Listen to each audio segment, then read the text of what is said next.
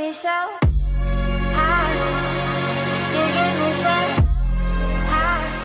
Hey guys, what is up? It's your boy Moodzy back at it with another video, and this time I'm going to be giving my own thoughts on the newest information we've got, which honestly I'm not really a big fan of. Now before I start, I must warn you that there will be spoilers, so if you have not watched the newest episode of Dragon Ball Super 55, then I suggest that you watch that before continuing this video. 神が死ねば破壊神も死んでしまうのです。本当かそれ。Oh my god! 本当か？いや待てよ。それじゃ面白くもなんともねえな。Son of a bitch! Now that we got that out of the way, let's talk about the God of Destruction and the Supreme Kai connection. It appears that both manga chapter 15 and DBS episode 55 have made a very interesting retcon in the series. It appears that the Kaioshin, aka Supreme Kai, and Beerus are now a set, both God of Destruction and God of Creation. If one of them dies, then the other will perish. Makes sense, right? Well, not really, because upon Whis telling us this killer information, he neglects completely to mention the other Supreme Kais, because as we know, there are 5 Supreme Kais in total, or at least there was. Of course, before this freak of nature slaughters most of them. Now, this is not necessarily a plot hole. In fact, none of this is actually a plot hole, because it could either mean that there were 5 gods of destruction, each one of them is assigned to a part of the universe, or the more likely reason, it's that since Beerus is so immensely powerful that he had to be linked to 5 different Supreme Kais in order to create a balance, which makes more sense than having 5 gods of destruction. I'm also going to ignore the fact that Supreme Kai fusing with Computer Kai did not result in Beerus dying, because when Kame fused with Piccolo, the Dragon Balls turned to stone, but obviously this is different. So you might be wondering right now, what's the issue? Since I basically said there is no plot hole here, and all this could potentially make sense, what is my problem with this? Well, the issue, guys, is that I personally hate this piece of information, and it has little to do with it making sense and has more to do with it just being plain unnecessary. Now listen, I am by no means blaming Toriyama's forgetful nature. In fact, I love Toriyama and everything he brought to the series throughout the years. However, I blame Toei's staff and the people that work with him, because I feel that telling us that information hurts the original story.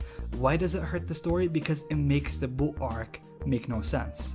Thus, the events of Majin Buu slaughtering the Kaioshins should have been prevented, because if the Supreme Kais are that important, and especially important for the survival of Beerus, then it's the gods of destruction's duty to protect them from harm, as his life depends on it. And yes guys, I can already hear you typing on your keyboards, I already know what you're going to say, and I already agree. Beerus was probably asleep, and Majin Buu's arrival probably took the Kaioshins by surprise. But that is a very horrible and terrible way to retcon a story, and I stress on the term retcon because, as we initially learned, Beerus never cared to stop Frieza or Buu before, because none of them really threatened him in any way, so there was no incentive for him to interfere with those events. So dropping this piece of information kinda hinders the integrity of the story. It does not improve the story in any sort of way. And I think I know why those geniuses at Toei included this link. They simply wanted to justify why Beerus was dead in the future and why he didn't do anything to stop Black from wreaking havoc across the universe. But then again, in the manga of DPS, which I'm simply referencing as a secondary source, Whis asks Trunks why the God of Destruction didn't interfere against Black, and then we immediately learn that the death of a Supreme Kai causes the death of Beerus, which is a problem because Whis implies that Beerus should have interfered. You know, I don't have a problem with killing off Beerus. In fact, I really want to see a villain that is actually too much for any god to stop. I preferred the original series where it was only up to Goku and the gang as a last resort to save the world. And I don't mind killing off Beerus, but the way they did it is unbelievably cheap and quite lazy to say the least. What's that? What a big surprise, Dragon Ball Super is being cheap and lazy? Well, if you want to kill Beerus, then please kill him in actual battle against an actual threatening villain. Guys, don't misunderstand me. I can forgive the series for its less than average animation and for its questionable character design.